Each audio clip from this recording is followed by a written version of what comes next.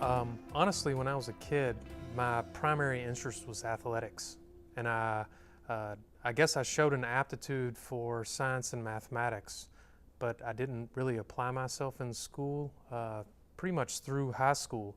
But the exams that one takes to determine aptitude in science and math or English or whatever always indicated that I had a strong capability in mathematics, high order mathematics and science.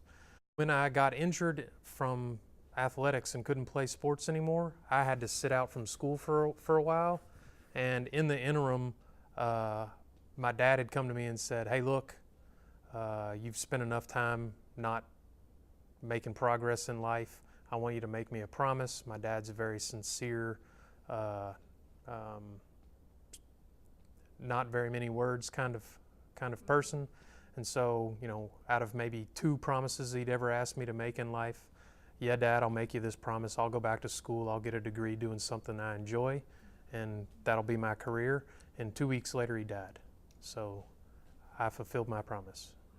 It is well known at this point that the solar magnetic field drives space weather. So space weather forms the aurora. It also can prove dangerous to the humans aboard the International Space Station and any humans that eventually will expand out into space. So understanding how changes in the sun's magnetic field impart explosive energy into events like coronal mass ejections and flares, developing that understanding is critical to our ability to expand safely into space or maintain all of the assets that NASA and the United States government have in space, our fleet of satellites for telecommunications and the other applications we use those satellite spacecraft to do. I knew the work I was interested in was funded by NASA.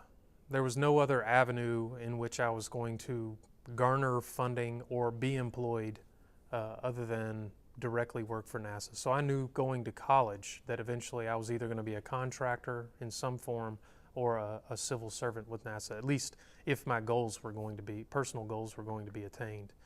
So originally when I went to the Harvard-Smithsonian Center for Astrophysics, technically I'd met my goal. I was there, I was building spacecraft for the Hinode spacecraft, partnered between NASA and the Japanese, which is now in orbit, or the atmospheric imaging array on the Solar Dynamics Observatory. So I was building spacecraft, but they were for NASA.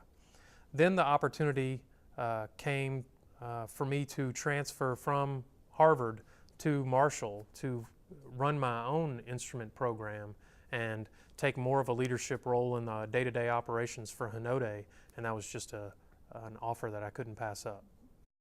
I do think of my dad when I have big moments like that in life. My dad, my daughter, my wife, because in some small way, I'm either fulfilling a promise or living up to the expectation that each of those individuals has in me.